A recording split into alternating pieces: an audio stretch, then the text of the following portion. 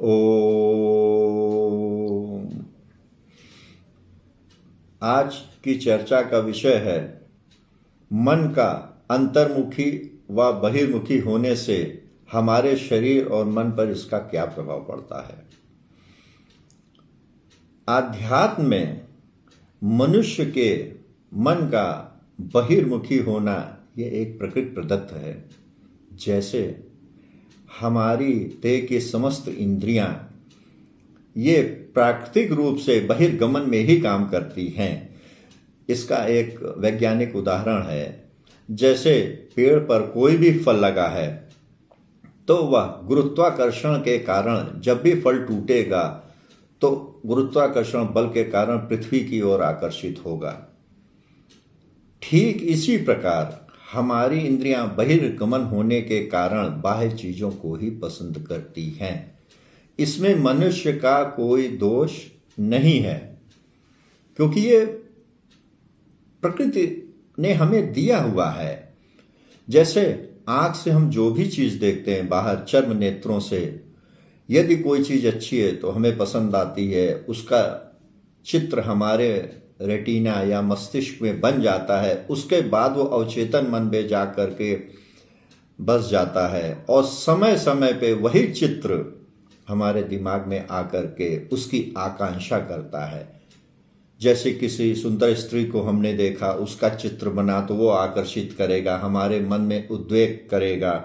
ठीक इसी प्रकार भौतिक वस्तुओं का कोई चित्र है या शरीर को सुख देने वाले जितने वाहन हैं वे भी हमारे मन मस्तिष्क में और इंद्रियों को सुखी करते हैं।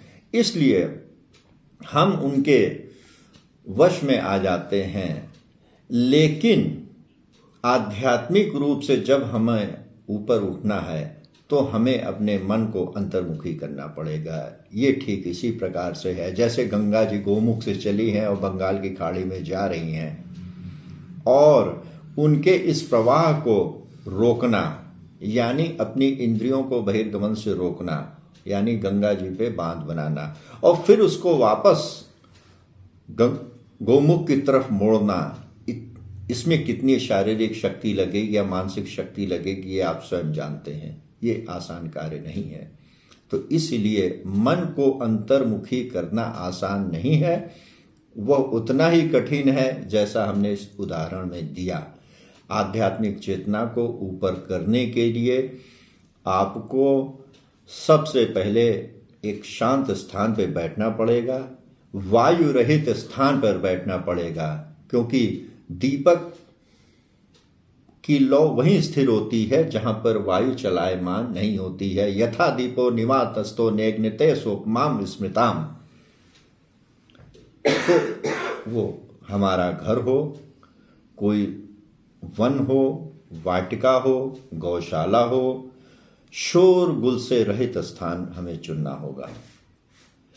दूसरा, हमें सुख आसन जिसमें आप आसानी से बैठ सकते हैं, लेकिन वो एक आसन होना चाहिए। जैसे पलथी है, ये भी एक आसन है, सुख आसन है जो हर कोई बैठ सकता है, क्योंकि इसके बाद के आसन कठिन है। हम पद्मासन लगाएंगे तो जब तक हमारा अभ्यास नहीं, हम पद्मासन पे नहीं बैठ सकते, सिद्धासन नहीं कर सकते, वज्रासन नहीं कर सकते।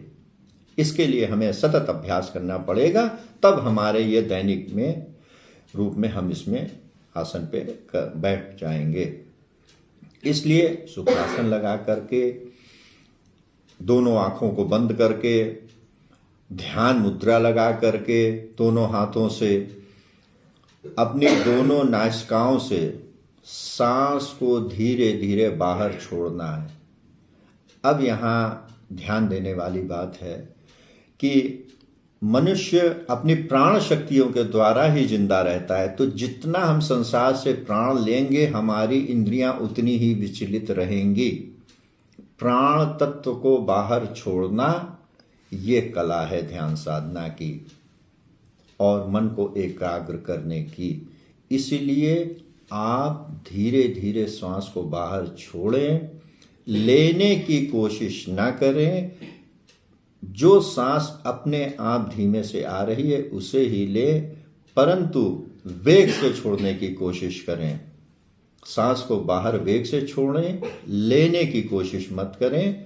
तो इससे क्या हो जाएगा कि आप जो बाहर से प्राण ले रहे हैं वो आप कम कर रहे हैं, और जब आप अपने शरीर में प्राण को कम लेंगे तो जितनी इंद्रियां हैं धीरे धीरे धीरे धीरे शिथिल होने लगेंगी, क्योंकि आप सुख आसन पर भी बैठे हैं, वो भी इंद्रियों को शिथिल करता है।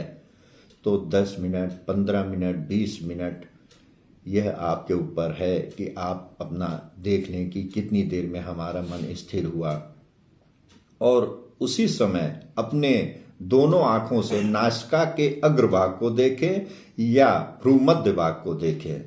भ्रूमध्य भाग को अगर आप देखेंगे तो आपके सर में बहुत दर्द होगा, जिसका अभ्यास नहीं है वो जल्दी नहीं कर पाएगा। इसीलिए आप अपने नासिका के अग्रभाग को ही देखें और शांत चित्त होकर बैठे, दृष्टा होकर बैठे।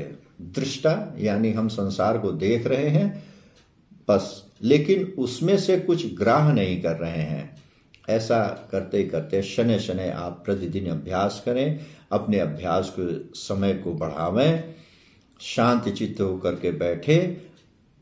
आज के लिए इतना बहुत है, आगे के लिए आगे की वीडियो में हम जारी करेंगे। मैं पवन कुमार द्विवेदी, जगदीश सेवा संस्थान ट्रस्ट का उपाध्यक्ष। जय श्री राम।